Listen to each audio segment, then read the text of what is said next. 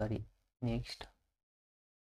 आता नेक्स्ट बघा सेम आहे, याच्यामध्ये काय दिलेलं आहे, इफ ए इक्वल्स टू काहीतरी दिलेलं आहे, काहीतरी म्हणजे एक मॅट्रिक्स दिलेला आहे 2x2, याची ऑर्डर किती आहे 2x2. त्याच्यानंतर बी दिलेला आहे 4 5 1 -3, याची पण ऑर्डर किती आहे 2x2 आहे. मग फाइंड 3x आणि प्लस वाय करायचं आहे. मग पहिले 3x फाइंड आउट करायचा, वाय एक मिनटं इथं ए आणि बी दिलेलं आहे, ठीक आहे. मग इथं याचा अर्थ काय आहे की हा जो आहे 3a प्लस वाय, वाय म्हणजेच बी आहे, ठीक आहे. हे फाइंड आउट करायचं आहे आपल्याला. मग काय करशील इथं बघा सोल्युशन. सगळ्यात पहिले काय फाइंड आउट करायचं 3a. मग 3a इक्वल्स टू काय होईल 3 इंटू मॅट्रिक्स ए. मॅट्रिक्स ए काय 1 2 -1 आणि 4. मग करा मल्टिप्लाय ब्रॅकेटमध्ये बघा 3 इंटू 1 3 इंटू 2, त्याच्यानंतर 3 इंटू -1 आणि इथं येईल 3 इंटू 4, ठीक आहे. मग आपल्याला 3a मॅट्रिक्स भेटला बघा. 3a इक्वल्स टू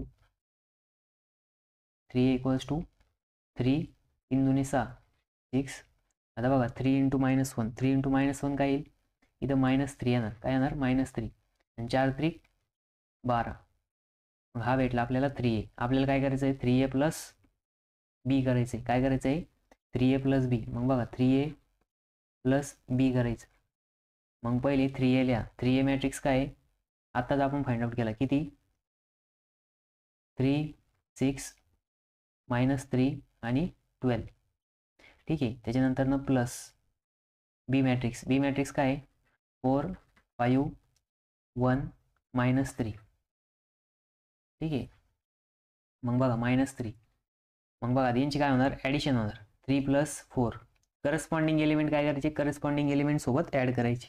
मग 3 + 4 त्याच्यानंतर 6 + 5 -3 + 1 -3 + 1 12 + -3.